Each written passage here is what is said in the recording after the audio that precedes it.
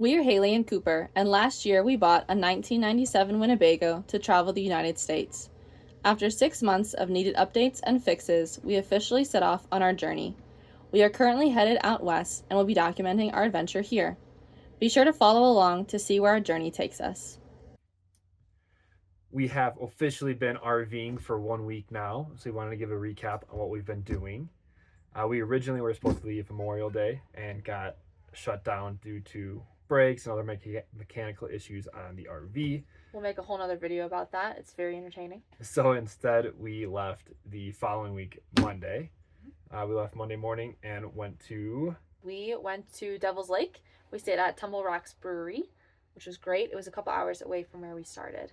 We parked in a parking lot across the street, could run the generator. They didn't have hookups, but we had everything filled and our holding tanks were empty because we just left. So it wasn't really a big issue. And then we got dinner there, which was very good. Got a little pizza and burger.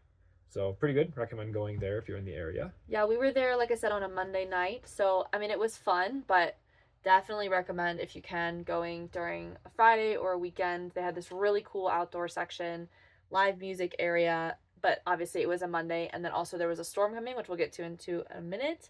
So not a lot going on outside that evening, but definitely check it out during the weekend. Yeah, and then that night a storm hit, and I think it was the biggest storm we've had all year. And during the storm, it was raining really heavily. I was worried the whole time that water was going to start pouring in the windows or in the roof from a leak somewhere. And then in the middle of the night, lightning struck very close to us Like twice. 50 feet away. This one telephone pole just got the brunt of it. But it's very startling whenever you're in it. I mean, it's startling when you're in a house, but it's very startling when you're in an RV and it's like right there and you're a little worried you're going to catch on fire. Yeah, so yeah, RVs can catch on fire. We learned fun fact. Ours did not. So we're good. But then we woke up then Tuesday. We left for Frickson Family Farms, which is a great family farm, as the name says, out in Minnesota. I'm going to be honest, I don't remember the name of that town. It was a little dairy farm run by like a local couple. They started when they was very young. It was very cool. One of our favorite harvest hosts because they offered like their local meat and produce that they make from the farm. Mm-hmm. So we got beef sticks, cheese, brats, bacon, all phenomenal. They had this beef bacon. It was so good. Yeah, it was like raspberry chipotle. It was so good. It was very good. We would go back in an instant. We got that and ate that throughout the week. And then also that night went on a little hike and just watched their cows. Got mildly lost. Yep. Cooper tried to scare the cows, and then they gave him the side eye for like the next 20 minutes. So we're not going to do that anymore. No, and then later that night, fun fact, another storm hit, yep. And we were watching Despicable Me 3, and then a big gust of wind came, and we heard a big clang, and all of a sudden water started coming in our ceiling. So we just like look at each other because we're not really sure what to do because we're baby RVers, clearly. We grab the bucket that's supposed to be in the sink to like wash dishes in and just like throw it under there because our big like 5-gallon bucket's outside, and we start running around in this cornfield next to us trying to like find the cover because we're like, it'll be so expensive to replace or whatever. And then Cooper realized maybe it was still attached in some section to the roof, which thankfully it was. So yeah, so I went up there in the storm and the wind in my Crocs and found it attached, folded it back down, and then we were able to zip tie it shut, which worked for a couple days until we got it fixed.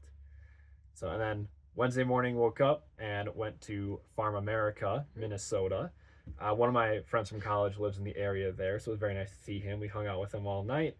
And when he first came over, we realized that the wind was so aggressive that day driving as well, that our roof started to peel off.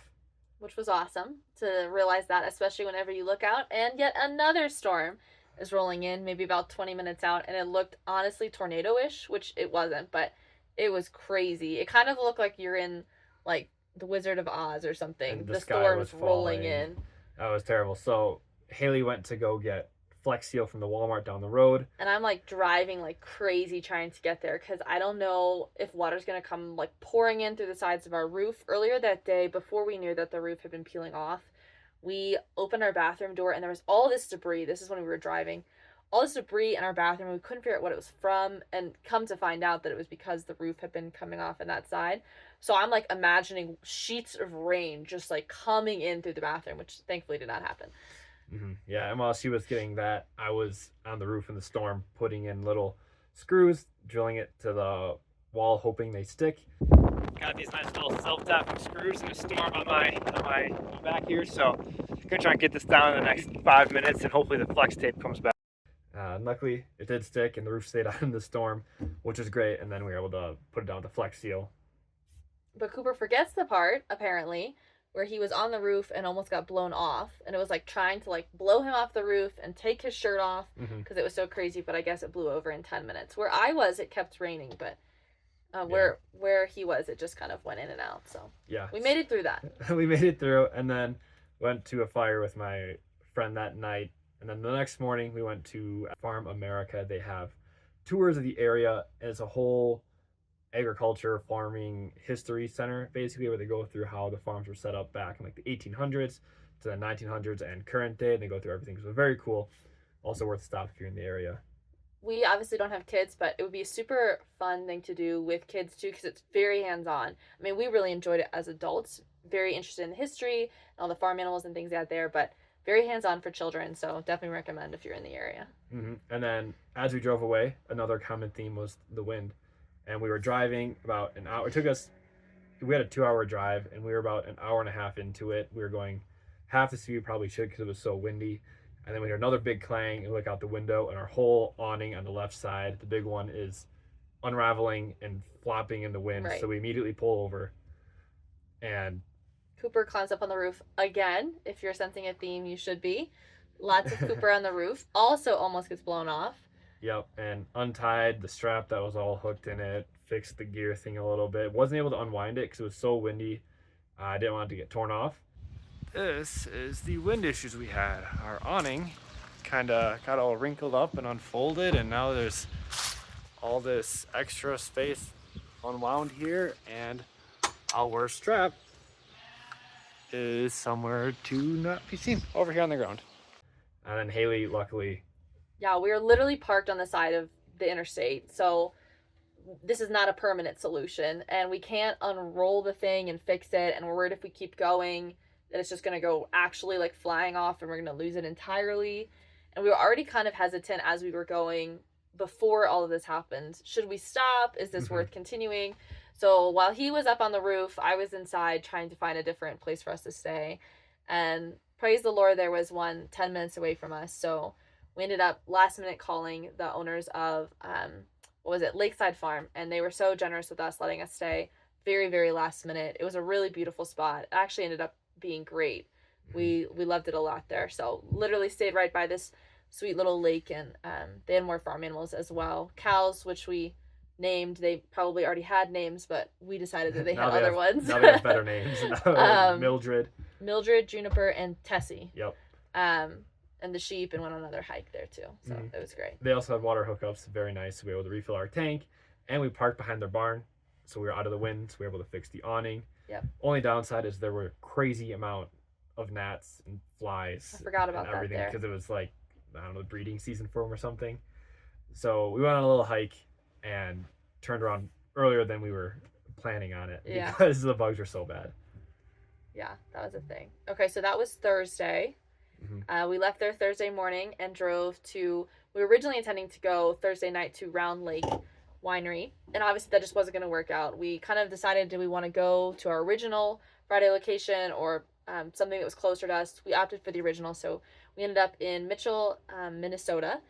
No, Mitchell, South Dakota, at a golf course. Yeah, Wild Oak Golf Course, which was great. The wind finally stopped, so we were able to make the drive. Yeah, but it was very long because we were doing half of what we had intended to do on Thursday and all of what we intended to do on Friday, so it was a lot of driving that day. Got in there around early dinner, like maybe 5, 6 o'clock, and we decided to go explore the area, look up what was in the region. Turns out the world's only corn palace was there, so we had to go. Of course. And it was this, kind of hard to describe it, big gym, auditorium, I guess, and the corn part is all of the art on the outside, and the inside is all made from corn husks. But they've actually been doing this since the 1880s, so it's been around for a really long time. On the walls, they have the pictures of every design because they change the designs yearly. So it was really cool to see just kind of the history of it. It was also, I just thought it was fun to see like the cars, like there would be cars parked in front of the pictures and stuff, and you could see how things had changed since the 1880s. So very, very different over time. But we had a great time with that. And then they also happened to be having their first Friday. They would do like music and a sort of a small festival. Mhm. So it was a great night to go. Yeah, so it was very cool to see everyone in Mitchell, South Dakota, out and about at the Corn Palace. Probably everyone in South Probably Dakota. everyone. They had like old cars on the road. It's very, very cool. Like a very well timed Yeah. stay. And then that night we Grilled out grilled out the brats we got from the Frickson Family Farm. Frickson Family Farm earlier on the golf course as the sun was setting. Very picturesque. It was.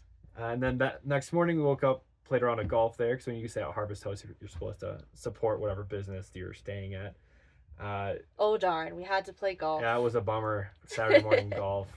Are we the best golfers? No, but we were the best out there because there was no one else out there. So that was fun.